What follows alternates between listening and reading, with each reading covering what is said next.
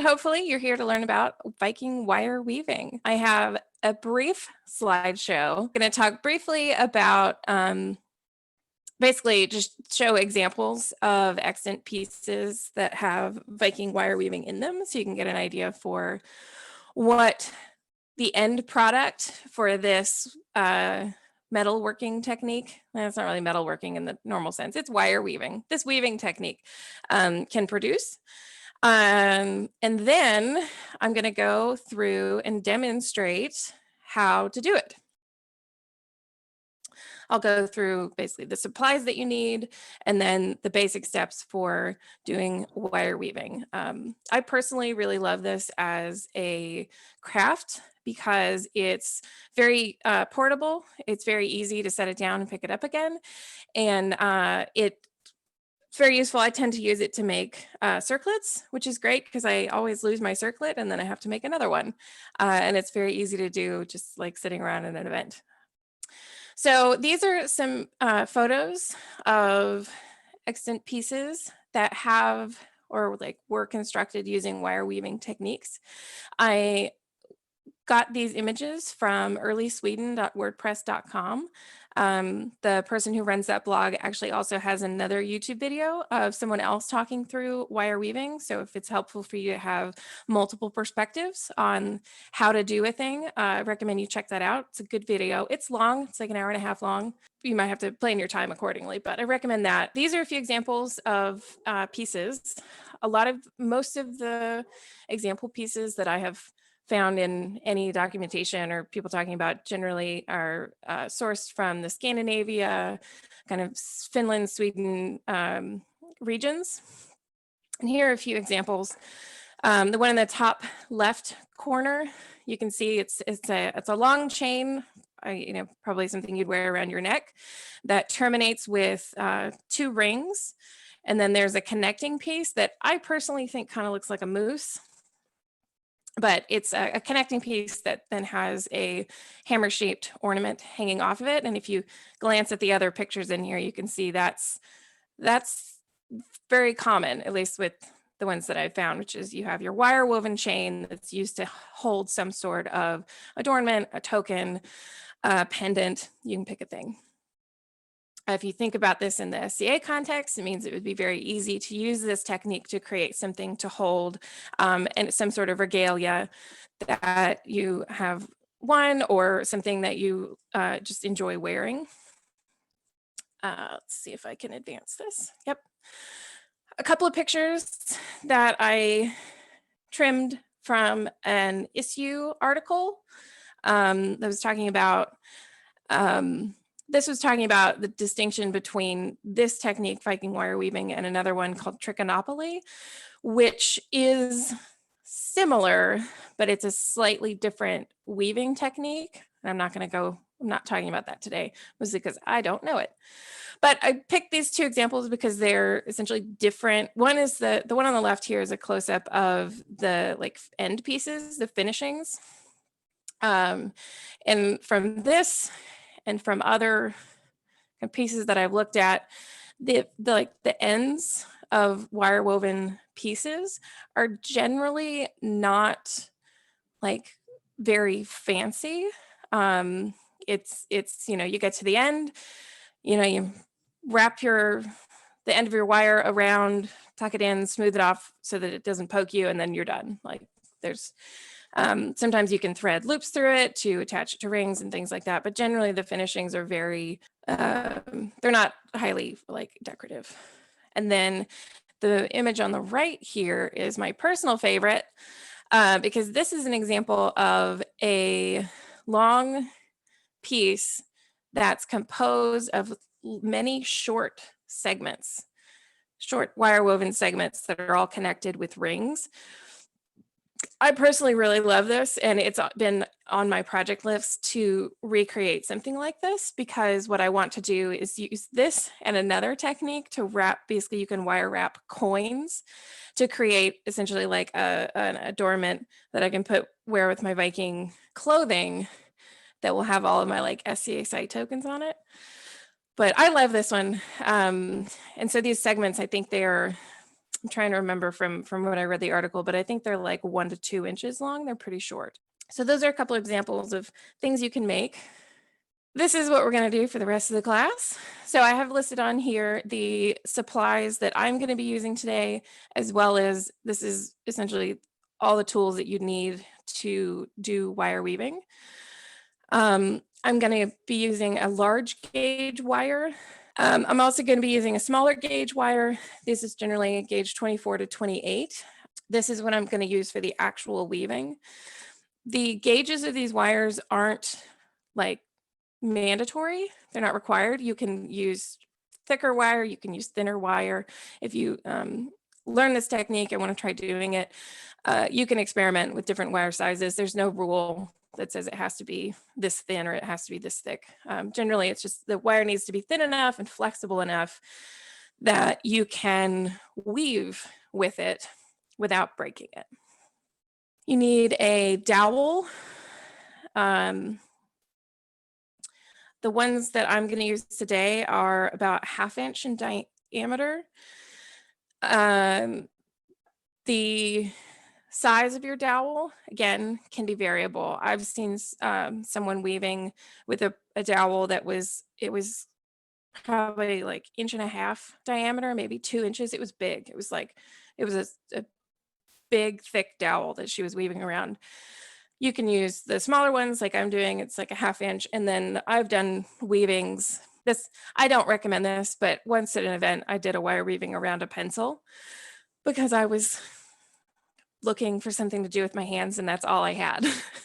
But 1/2 inch seems to work well. You can also use it also works with, I include spoon in here because a lot of wooden cooking spoons are about, a 1/2 inch in diameter. And so you can just grab a spoon if you need to. If you have masking tape, it's optional. You can do it without it, but I'm going to use it today just to show you how it can help stabilize your piece when you're starting. You'll need wire clippers, wire cutters, and you'll need a pull board. The basic process for wire weaving, first thing we're going to do is make the harness. Then we're going to start weaving and add our first row. Then we're going to add our next row. And I've separated out like this because it's the first row, that's how you start your piece. It's going to be different from all the other rows. The second row is basically once you learn how to add one row, you now know how to add all of the rows.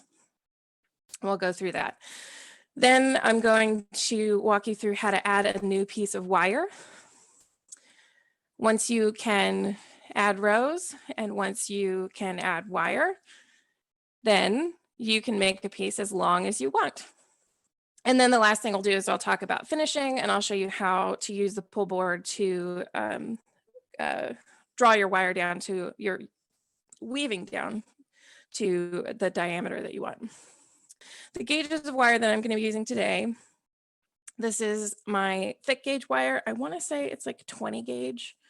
This is so this is aluminum crafting, jewelry wire that I got on Amazon. In general, the aluminum works great for the harness because it's super, super bendy. It's very, very flexible. It's super easy to manipulate. I don't recommend using aluminum for the actual weaving because it's super, super bendy. It doesn't hold its shape as well. It's not as sturdy as if you're using copper or steel based wires. So this is my fat gauge, my aluminum. Great. The next example of wire is this one is a 28 gauge, 0.4 I think it's 28 gauge, 0.4 millimeter copper jewelry wire. This is, you can see kind of having these side by side, it's significantly smaller than the other one. This is what I'm going to use for my example piece. Next thing is, let's move these out of the way, a dowel, a stick. You can see this is about a 1/2 inch in diameter. And this is the one that I'm going to be using to weave on today. There's a little line that I've marked on here, and I'll explain why that's there in a little bit. Next thing, materials is wire cutters. It doesn't matter how big they are, what brand they are. They just have to be able to cut your wire. And then the last tool we will need is our pull board, draw plate, draw board. There's a lot of different terms that get used to describe these. But essentially what it is, this is not actually wood, it's like a chipboard material that I scavenged out of a shipping box. But essentially it's a rigid object with increasingly smaller holes in it. I have a power drill that I use to knock these out whenever I lose mine. Well, whenever I don't tend to lose them, but I do tend to give them away. So whenever I need a new one, I'll just use a power drill and drill these holes in here. You do need to make your pull board, if you're going to make one, out of something solid. The one that I have here is actually not a great material because it's composed of all these teeny tiny little pieces. And as I pull metal wires through it, it kind of starts breaking down. So if you're going to make one, I highly recommend using solid wood, but this one works fine for what I have. Eventually I'll have to make another one because this is going to start falling apart. So that's our materials. You need wire, you need something to cut the wire, you need a stick, and a pull board for the end.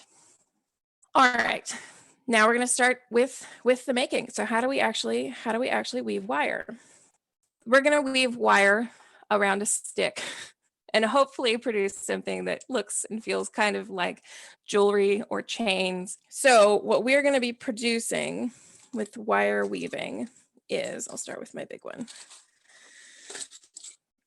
We're going to be weaving around a stick. So this is an example of a piece that I did a while back, and I'm actually going to slide this rod in here so you can see kind of the thing that we're going to aim for. So this is a piece I did a while back where I have created row upon row upon row. You can see these horizontal lines of wire twisted around itself. It's a repeating pattern, and it creates what I call ribs. These ribs, that's the best word that I have to describe them. Once we have something like that, we remove it from our dowel and pull it through a draw board to create something. Let's get this thing all fitting in the camera that looks kind of like this. This is a big example that I did with the aluminum wire that I have. I don't love it because it's super easy for me to like pick this thing up with my hands and squish it. It's very, very flexible. And I generally keep it in a very safe container because if I put it with the rest of my stuff, it would just get smashed. That's one example where we start with this and we end up with that. Another example, this is going to be essentially what I'm going to create today in the class. Let's take those away. Here's another one that I did. So this is the smaller wire, same gauge that I'm going to use today. Put this dowel in here because it's easier to see. Another example, so we created this wire cage. You can see it has row upon row upon row of wire, and it has these very distinct ribs in there. Mine, you can see the rows tend to be pretty evenly spaced, and the ribs tend to be kind of uniform in thickness, like how big these little loops are. When you first start out, it's not going to be even. The loops aren't going to be the same size. It's going to be asymmetrical, and that is okay because we're going to pull these through a draw board, and it's essentially all of that unevenness will just shake out in the wash. You won't have to worry about it. But that, and then this is the same piece. I did essentially two copies of the same thing.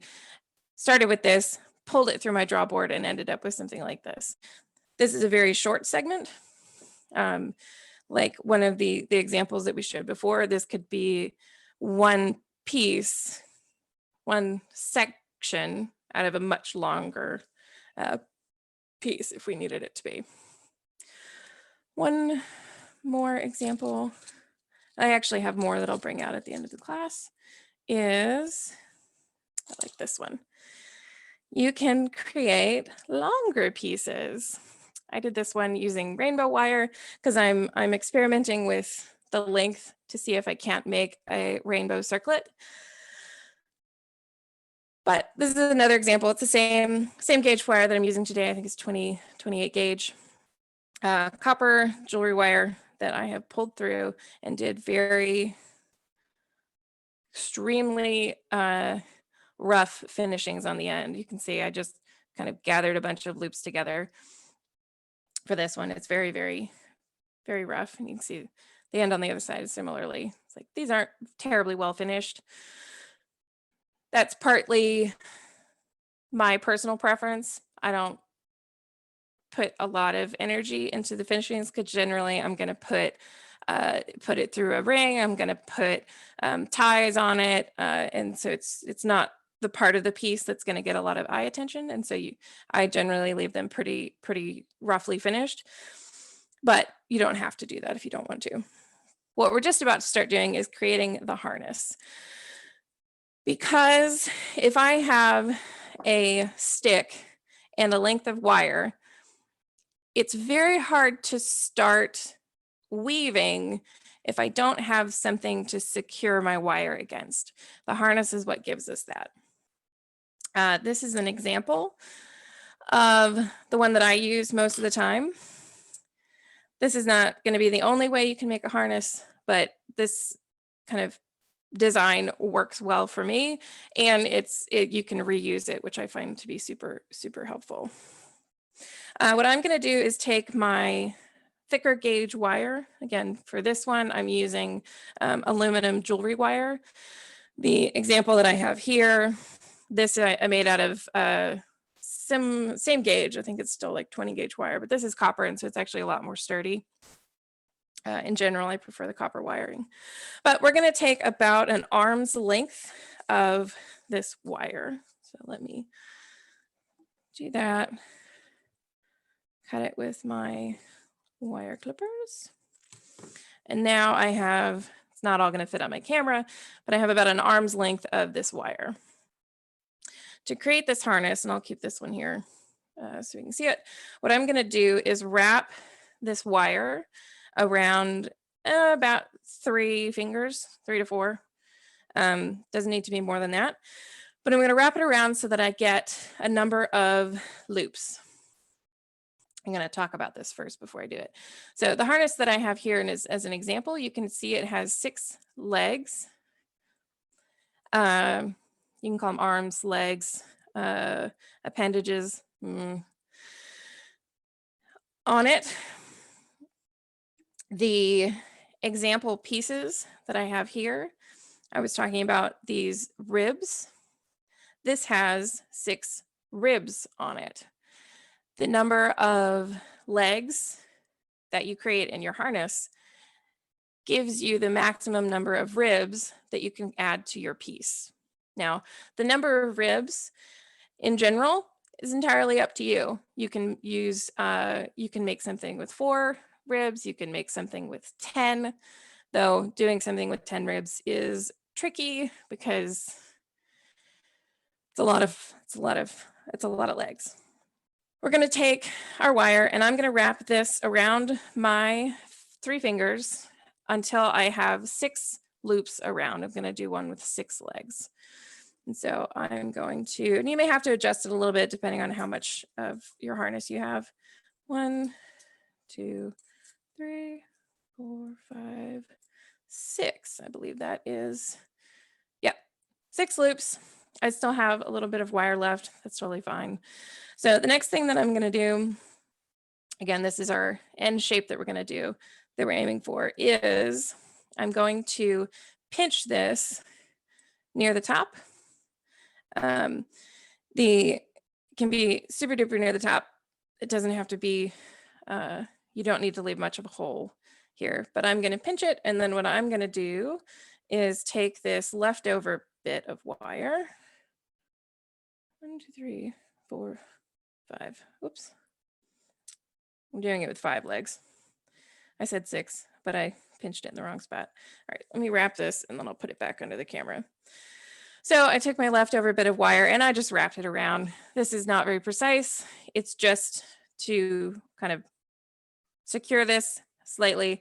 And then with these 2 extra bits of wire, I'm just going to cut them off because we don't need them. And then since this is aluminum, it's super, super flexible. So I can actually just kind of flatten these down with my fingers to get those pokey ends out of the way. Now I have something that's a little weird, but if I separate these, okay, I counted poorly. We're doing 5 loops. I can separate this into 5 loops. What I'm going to do is take each one of those loops and flatten them so that I have, instead of 5 loops, I have 5 legs. Let me clear some of this clutter out of the way. So I am taking my 5 loops and I am just pinching them with my hand to make them flat. Now, depending on what kind of wire you're using, if you're using like an aluminum steel or a copper or something that's very rigid, it may not be easy for you to just pinch the wire with your fingers. You may have to invest in a different set of like get a pair of pliers or another set of kind of jewelry working tools in order to do that, to save your fingers. I'm just doing this by hand because this aluminum is super soft. All right, so I have my legs. I started with 5 loops. I pinched them into legs. And now what I've done is I've separated them kind of evenly spaced into a cute little star. This is what I'm going to use to start my weaving. So what we have to do is affix this harness to our dowel. If you want to, you can do this freehand. It's a little fiddly because it'll move around a lot. I recommend when you're starting out to actually just tape it down with masking tape. So what I'm doing is I'm kind of flattening these legs down, trying roughly to keep them evenly spaced, but I can switch to my other hand, folding these legs down around my dowel. Now, the first time you do this, it's probably just going to go everywhere. If you're not used to controlling the wire or something like that, it may be a little hard to handle. But what I'm going to do is use a piece of tape and wrap it around this so that these legs will stay evenly spaced apart around this.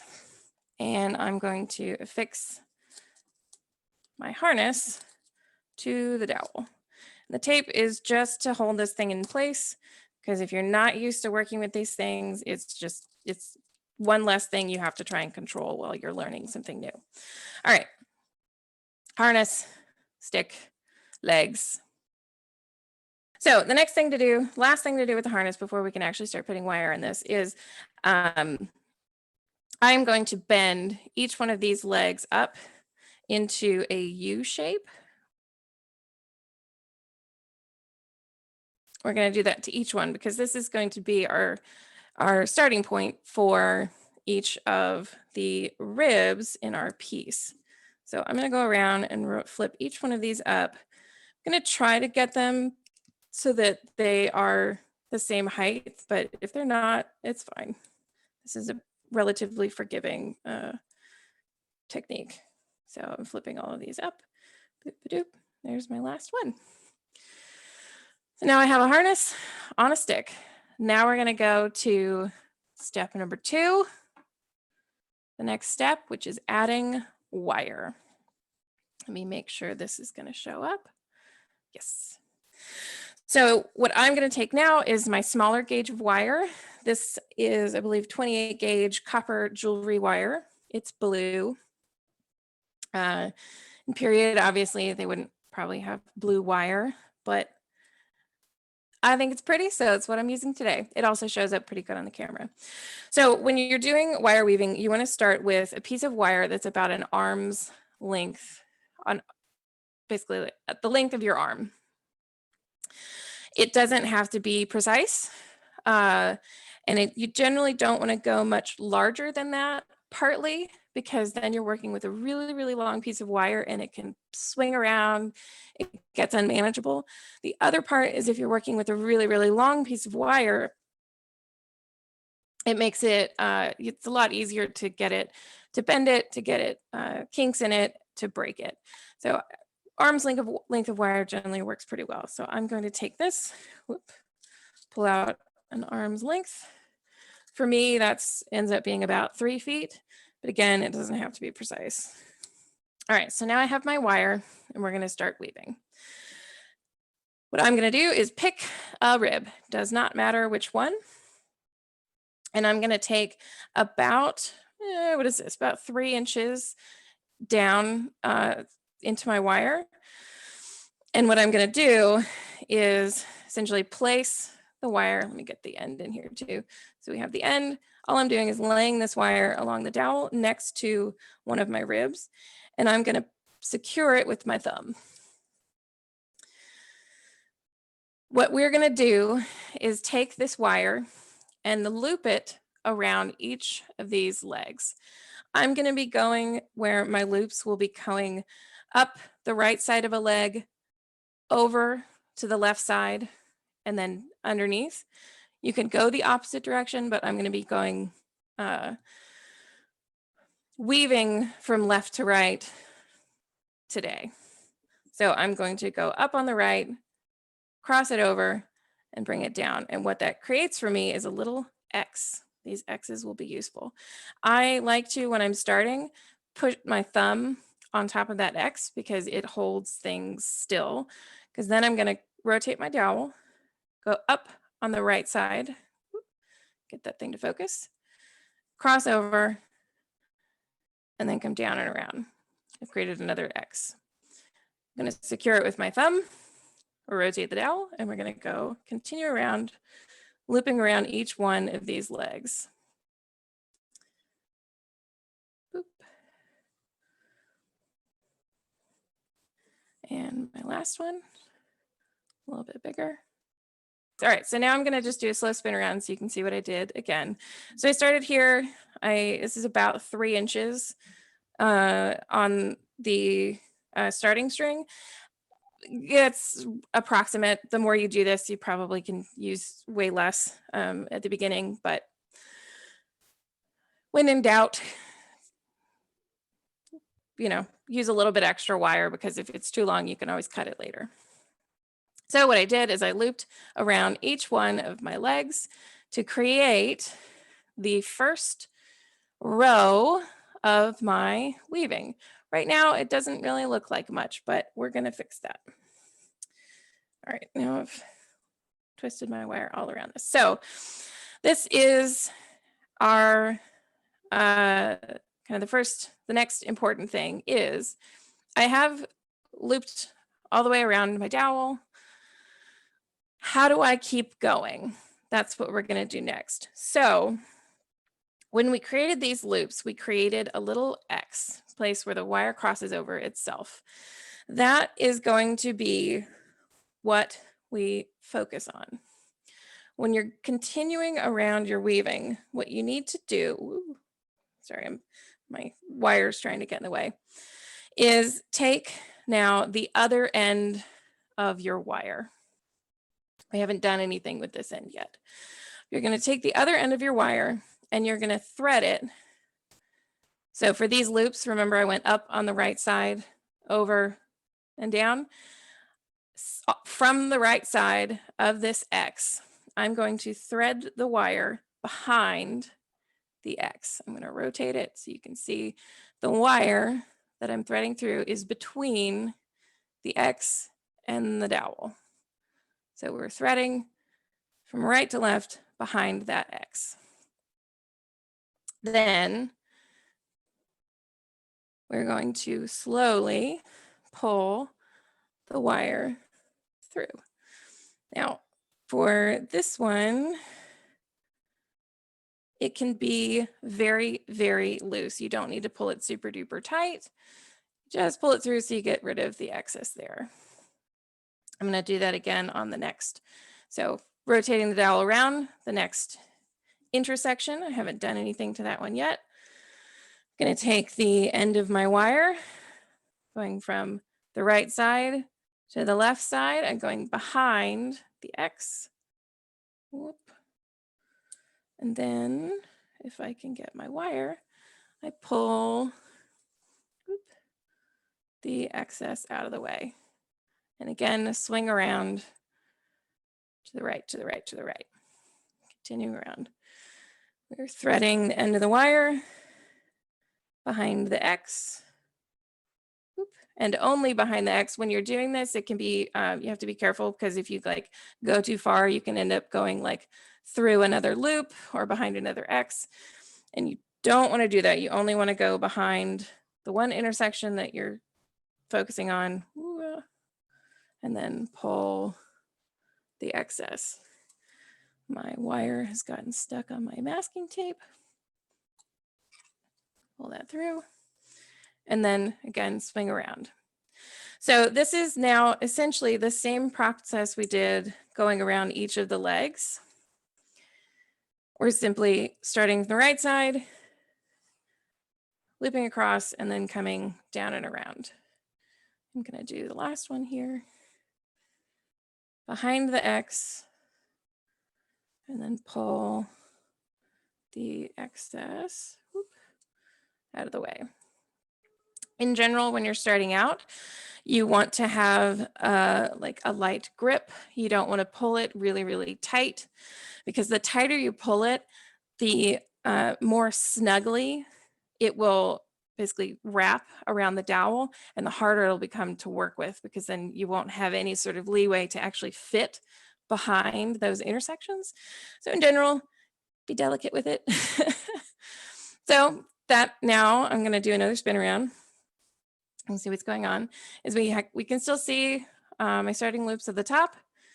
Now we have a second row of loops that we created by going behind the intersection of the loop, the row that was there before. When you're doing wire weaving, you're always going to have one row that has the other end of your wire on it.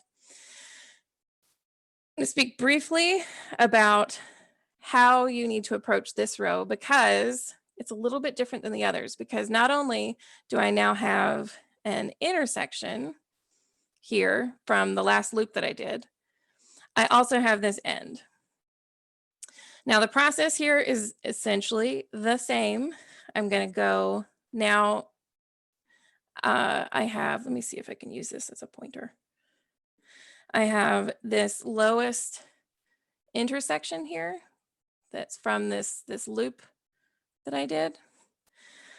I'm going to thread behind that intersection, but I'm going to make sure that I'm also going behind the end, so that when I pull, come on, focus, the excess and create a new loop, I have gone around this end piece. The reason that's important is, I'm going to pull out an example piece here. So you're essentially weaving the free end into the chain. Yep, exactly that. And the reason that's important is when I have a piece like this, where you can see I've used alternating colors very frequently. That means each one of those is its own piece of wire, and each one has its own end. If you don't weave the ends into your piece, when you draw this thing out, those ends will poke out. And if you're making circlets, or if you're making necklaces, or if you're making anything, that's not good, because then you can get poked yourself. If you give it to somebody, they're going to get poked. People are going to be unhappy, and it's no go. So you want to make sure that, yeah, you're weaving that loose end into the piece, and not leaving it just sticking out, because it'll make things better in the long run. I have a quick question. Yeah, what's your question? When you started to loop the wire, we first went left, and then once you completed the loops, we went right. No, so when I did this first row, Yes. remember we started with the end of the wire, and then I brought the wire up on the right side of a leg. Okay. And then went around it and under. Okay. So up on the right, over, around, and down. Okay. Up on the right, over, around, and down. I'm right-handed. That direction works well for me. You could flip the entire thing, but I'm not going to say it out loud because I don't want to get things confused. You can go the other direction, but I generally go to the right because it works well with my handedness. Okay, I just want to make sure we were going direction each time. Yeah, it's always, you're always going to essentially be starting on the right whenever you're moving, to the next rib with whatever you're doing. Okay. Same thing with when I'm threading the wire behind, I start on the right side and I'm poking towards the left, if that makes sense. Okay, so I'm going to continue weaving. If folks have questions while we do this, what I'm going to do is I have, I don't know, maybe 1.5 feet of wire left. I'm going to weave that around until I get to too short of a wire for me to keep weaving, and then I'm going to show you how to add wire. So again, I'm continuing around, so I'm going behind basically the last X on whatever rib, column, leg that I'm working on. And you want to just go behind that X and then pull your excess wire. Again, don't pull it too tight. If your loops are uneven, it's totally okay. And I see, actually that one I'm going to pull a little bit tighter. I've been doing this a lot, and so mine all tend to come out kind of evenly sized, but that's just because I've been doing it a while. So I'm continuing along, threading behind each X, pull the excess, and continue. The first couple of rows can be, things tend to be more uneven just because it's starting out and it's still kind of taking shape. Oop. Behind the X, pull the excess. Again, when I get to any column that has an extra leg, and one of the things so sometimes the end piece that's sticking down here will be really, really close to the dowel and it's kind of hard to put it behind him. But what you can do is you can actually just pick it up with your fingers and like tug it away a little bit to give yourself clearance to fit behind it. Oop. Oop. Trying to make sure I keep this in the camera.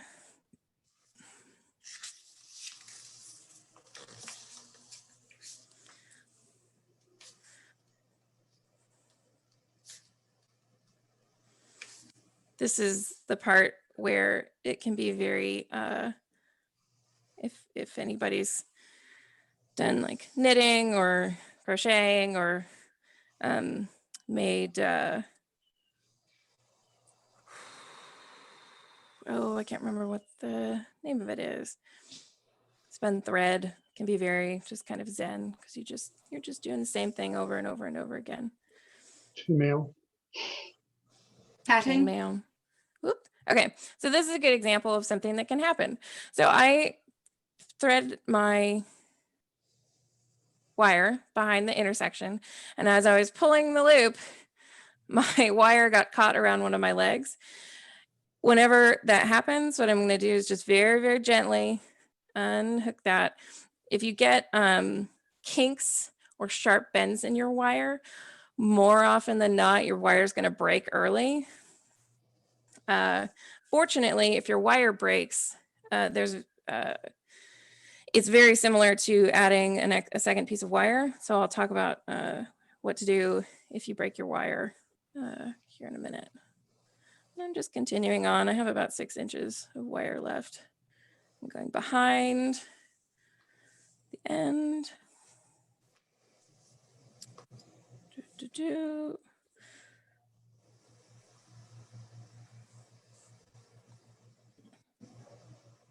Nope.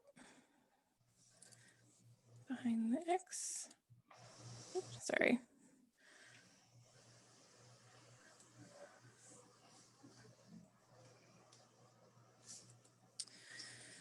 I could have just cut the wire instead of weaving all this, but I kind of find it's easier if I have more examples. Example rows.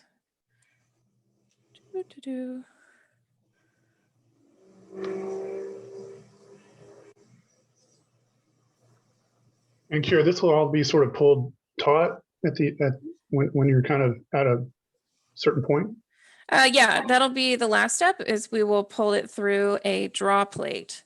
And I don't know if you joined after, but I'll bring back some example pieces to show you what it's going to look like at the end. And then we'll also, I'll draw this piece so you'll see what that looks like. Yeah, okay, I joined late. Sorry about that. That's totally fine. All right. So I just continued weaving. Every time I move to the next rib, which again, is like I call these kind of columns, this series of loops that we're creating each row, each one I'm calling a rib. I got to where I had about like 2 inches of wire left.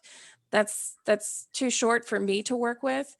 If you have to, if you have more of an end left over, that's fine. The amount is not really important, but I've gotten to where it's too short for me to continue weaving.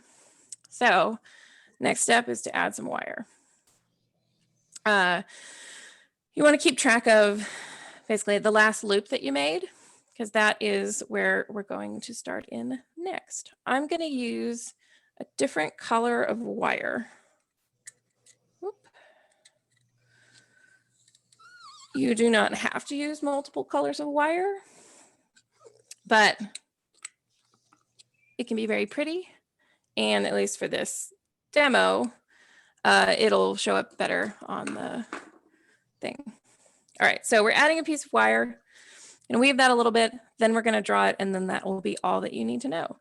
So when you're adding a piece of wire, you take the last loop that you made, and what I'm gonna do, same thing, same process that we did before. I am threading the end of my wire through this piece. But what I'm going to do is I'm going to repeat the exact same path that I did for my last loop. And I'm going to pull it through. I'm not going to pull it all the way through because the other end is not affixed to anything. I'm going to do this really slowly so I don't like lose it.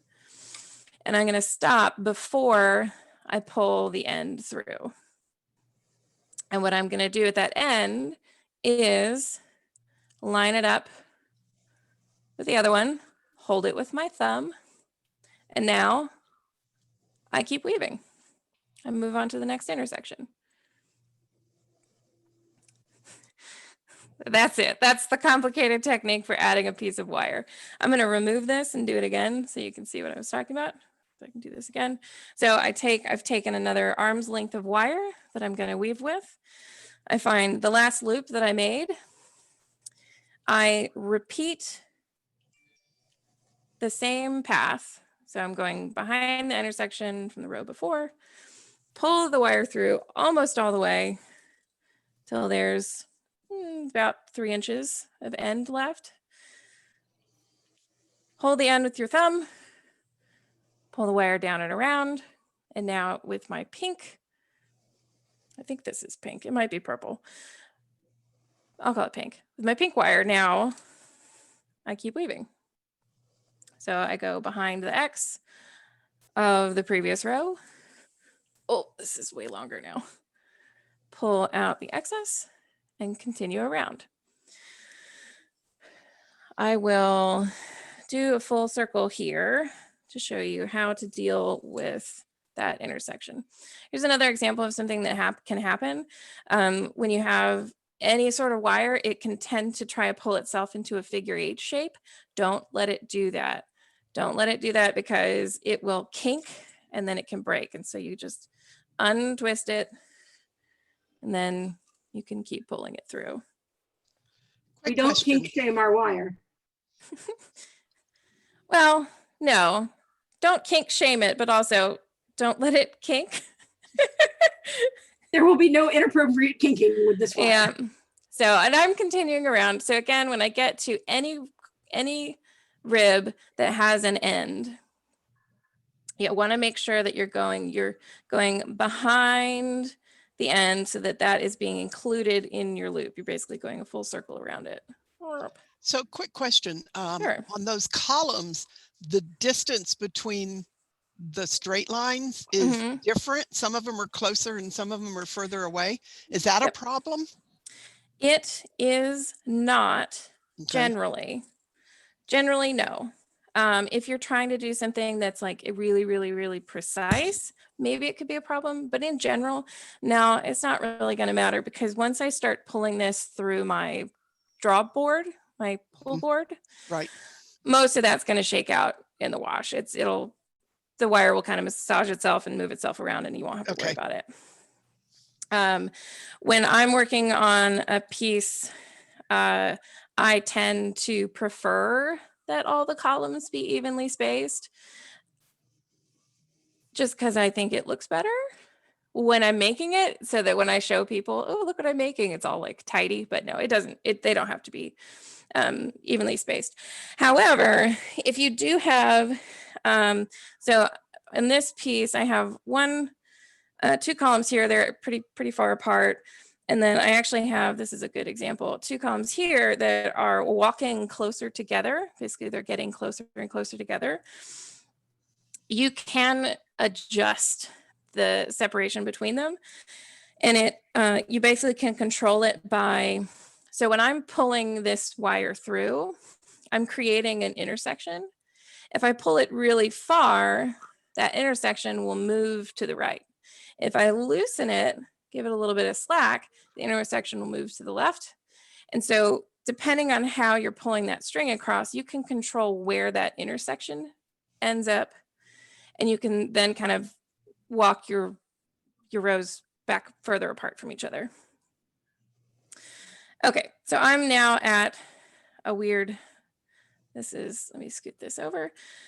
So I've made it back around to where I added my wire. I have two ends sticking out here. And let's see if I can get this a little bit closer. I have two intersections on this row. I have the pink one here on the right, and I have the blue one, whoops, here on the left. They're side by side. They are the same row. So what I'm going to do is go behind both of them.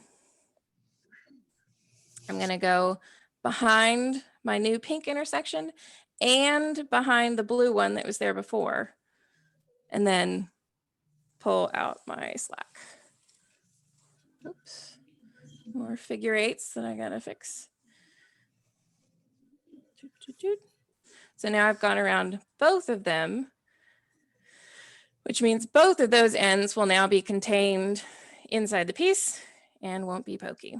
So I'm going to continue around another 2 loops, and then I'm actually going to move straight to drawing this piece so we can see what that looks like. Again, the same basic process. It's the same thing over and over. You go behind the intersection, behind the X. Oop. And yeah, that's all I was going to say there. Anytime you get to a column that has an end, make sure you go behind it. If you have to lift it up, that's fine. It's wire, it's not going to hurt it. So it's not going to hurt it if you move it around a little bit. And then if you have a rib that has multiple ends, which will probably happen, make sure you go behind both of them. Sometimes if you're weaving and you're pulling it really tight, you'll find that you won't, it's like there's no space. There's not enough room for you to go behind an intersection or an intersection and ends. If you're really having trouble with it, you can remove your masking tape, slide the dowel out, thread your wire behind, and then put it back on. I sometimes think, and then kind of as you continue, just be a little bit looser about it. So, and then we continue going. And this creates what I call a cage of your woven wire. For those of you who popped in late, the next thing, kind of once you continue weaving on your dowel until your piece is long enough.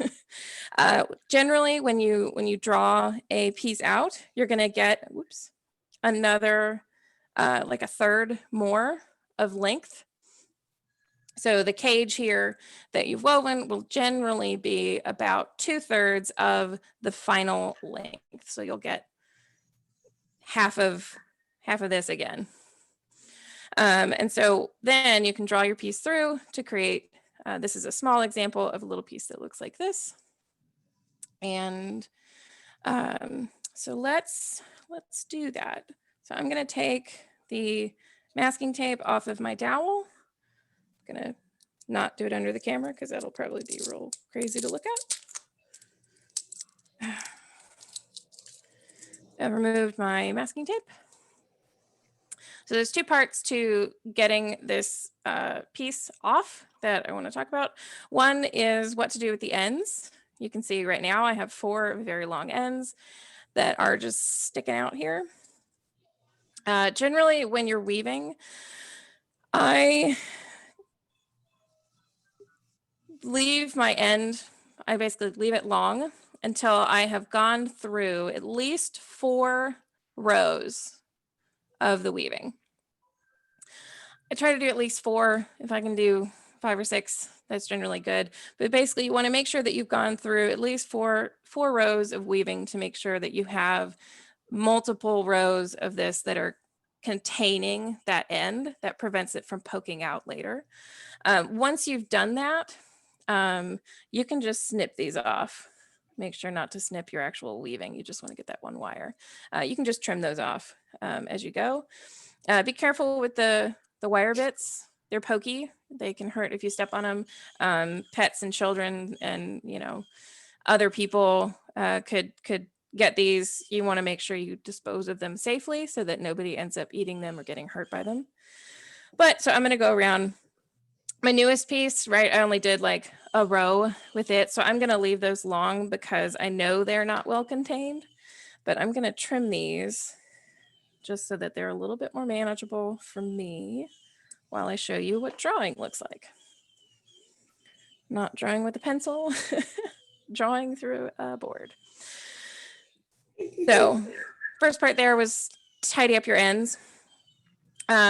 You want to leave, I think here, this is probably about 1.5 inches. If you're finishing a piece, you probably want to leave about 3 inches of your very last piece because that's useful for finishing.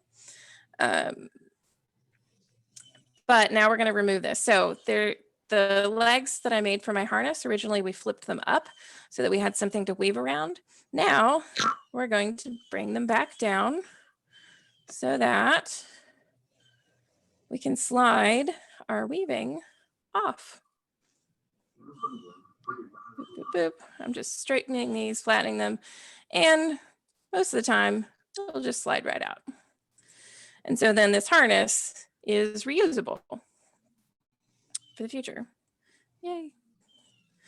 All right, so I now can slide my piece off of the towel. So now I have a little cage that has however many ribs you did, loops at the end. To draw it through the board, what you want to do is get all of those loops and gather them together. I'm going to do this off screen because I'm going to have to move it around a little bit. But essentially what I'm going to do is turn each of these loops so that they're all facing the same direction so I can see through all of them. And then I'm going to move them until they all line up.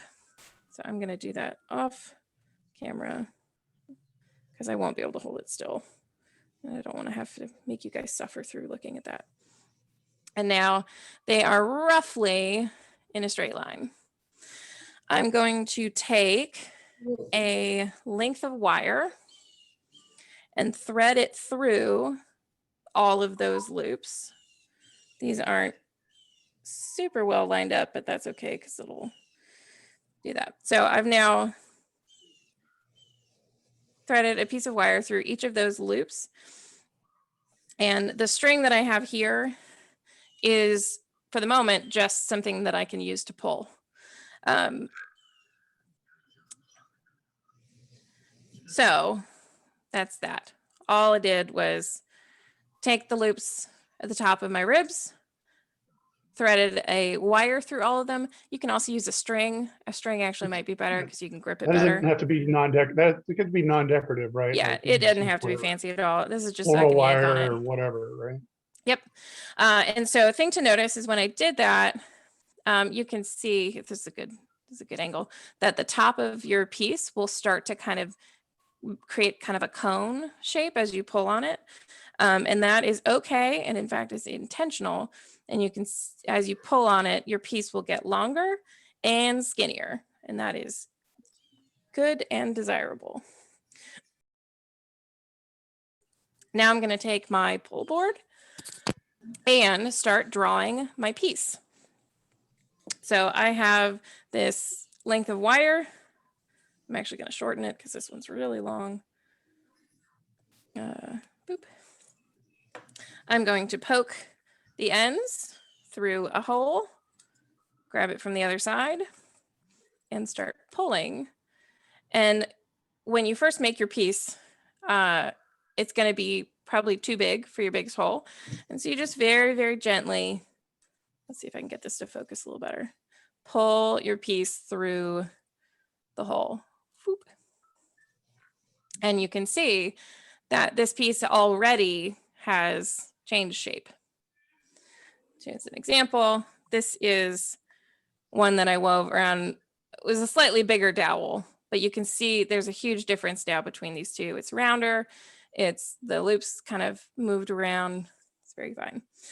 So then drawing is you just keep going through progressively smaller holes until the piece is a diameter either that you're targeting or that you just like. One of the things to keep in mind is if you don't draw it very much, your piece can be crushed very easily because right, there's a lot of empty space in there. So the kind of firmness of your piece could be something that you keep in mind as you're going. So I'm just continuing. This kind of looks like a little bug, which is a little weird. So I'm continuing through, going through smaller and smaller holes. All right, I'm going to do probably one more and then I'm going to stop on this one. Boop. This is now my drawn piece. Now, if you wove, a lot, obviously it would be longer. This is about a third again longer than the piece that I started with. Right, so then now I've drawn my piece through. I'm going to actually clip over to the example piece that an example photo of finishing that I really like. I think it's a better example than what I can do on the camera here, but this is a photo of an example of essentially a sketch recreation of one of the finishings for a wire woven piece. And essentially what you have here is the loose ends. This has got a little bit more decorative, so they wrapped wire around it, kind of probably in a figure-8 pattern to tidy up their loose ends. And then like I did with the wire that I used to draw it, they've threaded, I'm actually not sure if this is a string or another, like a chain piece, but they've essentially threaded something through it and then affixed a ring to it as a way to finish the piece. And you can see there's the picture on the right-hand side. Also, most of the ends connect directly to rings. And that's about as fancy as the finishings on extant pieces tend to be. They tend to terminate in just kind of unembellished loops that have rings through the ends. For a lot of modern pieces, a lot of people will use jewelry cones to cover the ends. And then you can, you know, attach strings to them, or anything else to do that kind of. I don't have a ton of like really good advice for how to finish, but if you can get something that is pleasing to the eye, then that's probably good. Would that be soldered on? It could be. I'm not a jewelry maker, so I really don't know. Yeah, I'm also, I mean, I have minimal experience with jewelry making. So there's one of, in the bottom right photo here, you can see there's two ends that appear, they look like solid cones that then terminate in that ring. My guess is instead of soldering it, so on the piece that I have here, right, you know, I have a piece of wire threaded through the loops at the end. What I would do if I had a cone or like a piece, you know, that looks like what's in this picture, is I would slide the cone across that, both of those, basically the extra piece and the ends of my weaving, and then use the piece that's sticking out to essentially create tension and hold that cone down. The cone actually has, you can come through the end of the cone. Yeah, and so you would slide the cone, you know, around both of these, and so it's covering the loops and the wire, and then you could essentially wrap this around a ring, and then wind the ends around to secure it and get Create those some ends sort of out of the weave. way. Yeah. So you'd have something where your cone is covering the end, there's a ring or something that you've gone around, and then you wind the ends around to secure it. My guess is if you want ends that look nicely, I would look into like jewelry finishing techniques to get better guidance on that, because I'm not going to have great. I'm sure there's a wealth of information out there somewhere. Oh, Yeah, like somewhere. If you went back to that picture with the Viking with the cone, and I'm not sure, I'd have to see it up. I'd have to see it up closer, but the hook that's on the end of it, the little loop, the hook looks looks metallic, like a bale. The one at the very bottom, that one. So that hook could go through the cone if the cone is hollow, and then hook into those wires and pull them up into the cone. And that's what they do that, excuse me, they do that in modern jewelry today. They'll have an aglet, and that becomes the cone, and then they have a way of hooking that to the bale. So then you can thread it back through the cone. Right. So the bale hooks onto those wires, and then you pull it forward, and then all those loose wires are hidden underneath that cone. Basically, kind of like what you were doing, but instead of using the wire that came from your wire weaving, you're using a metal hook, essentially, with an open end to hook to that circle. No, that makes sense. I haven't done a lot of research on it, but when I was looking into jewelry making, when I worked in retail jewelry, one thing I turned up was that maybe instead of using bought jewelry aglets or finishing cones, or, you know, jump rings and lobster claws, the kind of things we would finish jewelry with today, they would just hammer like a copper leaf around the end to protect the ends.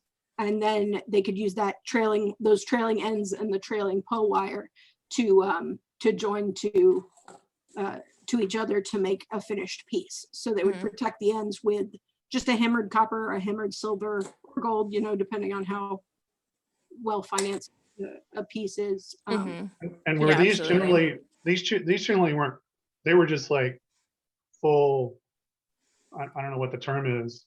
Like you wouldn't clasp them in any way, right? No, they were generally, in looking, I'll go back to these pictures. I think going back, loops on these, like these are large enough you can throw them over your head. You don't have to like unhook them. You're not trying to like put them together. No, so this picture in the bottom right hand corner has These are actually like twisted metal, some of these smaller rings in this photo. And they actually do have like a hook Yeah, they're a closure torque, on them, a but torque. those would be, yeah, like a torque around your neck or like armbands or something like that. There are examples of pieces that do, you know, open and close, but the wire weavings, I haven't seen one that has that. That would be more complicated, I would assume. Well, I think Yeah. then it would have just been a hook that was fastened by a servant. So it would be like a longer question mark that snapped into place and was less likely to come off. Yeah. So last things for me. So again, I have basic supplies. You need wire for a harness. You need wire for the weaving, a stick, a dowel, a spoon. The one that I used was a 1/2 inch in diameter, though I have seen people weaving on something that was like 2 inches in diameter, like a big thing. So the size is not, there's no requirement on that. Tape, if it helps you secure it, wire cutters, and a pull board. And then whatever extra things you want to use to try and finish it. The basic steps, first we made the harness, then we did our first row by looping around each one of our legs. We then continued weaving around and around and around by going behind the intersection left over from the previous row, adding new wire. You repeat your last loop and keep going, and then finishing, removing it from the dowel, drawing it through your pull board, and then, you know, assembling or wearing whatever you've created. On your draw board, what kind of are the size holes that you're kind of starting and ending up with? Like Yeah, 3/4 inch to 1/4 inch. So the ones that I have here, let me switch my thing over so you can see it. The ones that I have here, this starts at 1/2 inch. It's, I think, the same diameter as my dowel. If you're going to make a pull board, essentially what you want to do is take the size of your dowel or the thing that you're weaving around, add like 1/8 inch, and then that can be the size of your first hole, because that makes sure that it's big enough so that you're starting, like whatever the cage that you pull off your dowel will fit through that hole, or mostly fit through that hole. And then these go down in size. Right. Yeah. Yeah, I mean, it's okay though if the first hole is too big, you just move down to the next one. But these decrease in size by eighth inch increments. I just took every bit in my drill bit set and punched a bunch of holes in this. Yeah. The material, I mentioned this in the beginning. This isn't hardwood. It's it's like this little chipboard thing. It's actually not a good material because it loses pieces every time I use it. So if you can use hardwood or something very, very, very rigid, that's better because it'll last longer. Baltic birch would be a good